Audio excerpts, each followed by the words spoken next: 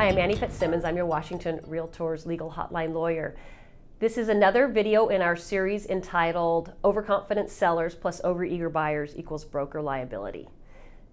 We're going to discuss today what I have heard as a very disturbing trend in the marketplace. Buyer brokers, if you are ever given a letter, a pre-qualification letter or a pre-approval letter from a buyer's lender in an electronic format that allows you as the buyer's broker to adjust the purchase price for which the buyer is qualified based on the purchase price that the buyer is going to offer, do not agree to modify the lender's letter, print it, and provide it to a seller. This is the type of topic that I would not think would require a video. But I am aware of this trend in the industry and many buyer brokers falling victim to this practice. It's a fast marketplace. Buyer needs a pre-approval letter, a pre-qualification letter tailored to the purchase price of the property.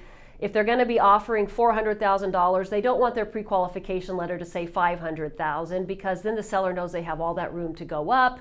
So they want the pre-qualification or the pre-approval letter to be at the price that they're offering or close to the price that they're offering. So that means that the lender's letter has to be tailored to this transaction. But then in a rapidly escalating marketplace, buyer could need to up that letter, I don't know, over and over again.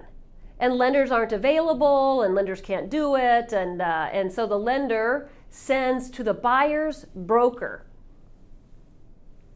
a pre-approval letter in some sort of a format that bears lender's signature, but allows buyer broker to go into the letter and change the dollar value of the transaction for which the buyer is qualified.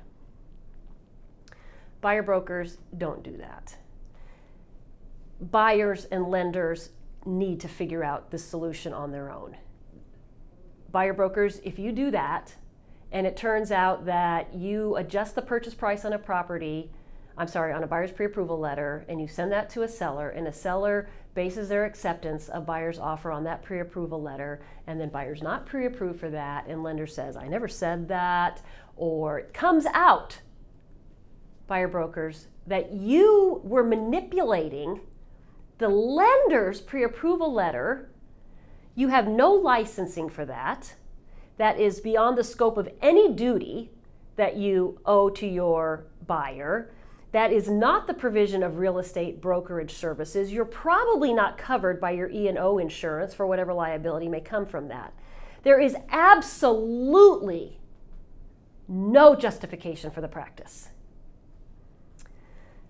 Buyer brokers, put the burden of this issue back on the buyer and the lender where it properly belongs, and simply refuse to modify a buyer's lender's pre-approval letter. If you have questions on this or any other topic, please send an email to me, legalhotline@warealtor.org. Thank you for being a member of the Washington Realtors.